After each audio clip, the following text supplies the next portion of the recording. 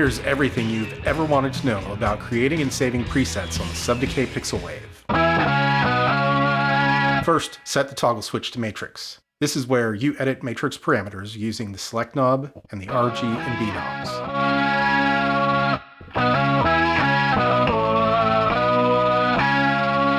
The matrix setting is for editing and saving presets.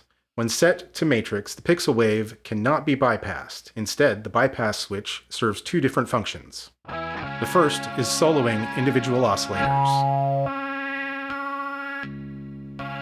The second function of the bypass switch is saving presets.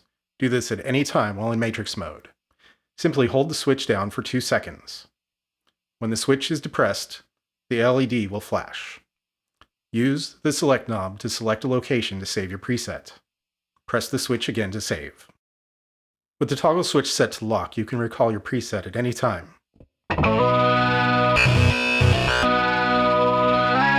Lock also disables the R, G, and B knobs to avoid massive setting changes while playing live. This preset uses stacked sync oscillators. I'm switching back to matrix mode to create a saw wave power chord preset. PixelWave has 3 oscillators and an additional sub-oscillator. The oscillators are named R, G, and B because most of their parameters are controlled by the corresponding R, G, or B knobs. I only need 2 oscillators for my power chord preset, so I'm selecting 0 for oscillator levels. I'm turning down oscillator B. Next, I'm selecting 10 for the sub-oscillator. I'm turning it down as well. I'm selecting 1 for wave shapes. I'm changing the R and G oscillators to the saw shape. I'm selecting 2 for phase warp. Without phase warp, the saw waves are closer to sine waves. The phase warp distorts the sine waves into saw waves. You'll notice there's some modulation going on. I don't need it for my preset. I'm turning the select knob to 5 for LFO1 depth. I'm turning it all the way down on all oscillators. LFO1 modulates the phase warp. I'm selecting 8 for LFO2 depth. LFO2 is for vibrato. I'm turning it down on all oscillators as well. Selecting 3 for envelope depth. I want the saw waves to really be in your face on the attack.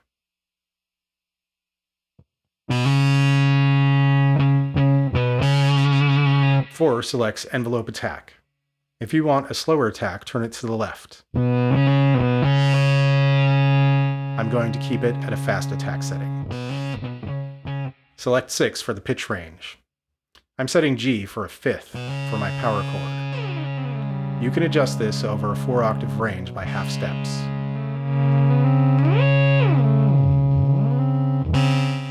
The R oscillator is the primary oscillator. It can only be changed by octaves. The other oscillators will also offset by octaves when you change this parameter. 7 allows you to detune the G and B oscillators. I'm detuning the G oscillator for a chorus-like effect. The R oscillator can't be detuned. Instead, this controls the tracking speed. If you turn it down low enough, it will act like a Portamento control. Usually, you'll want to keep it at about 50 to 70%. It sounds like we've got it. So let's save the patch. Again, hold the bypass switch down for 2 seconds. The LED will flash. Select a spot to save with the select knob. Press the switch again.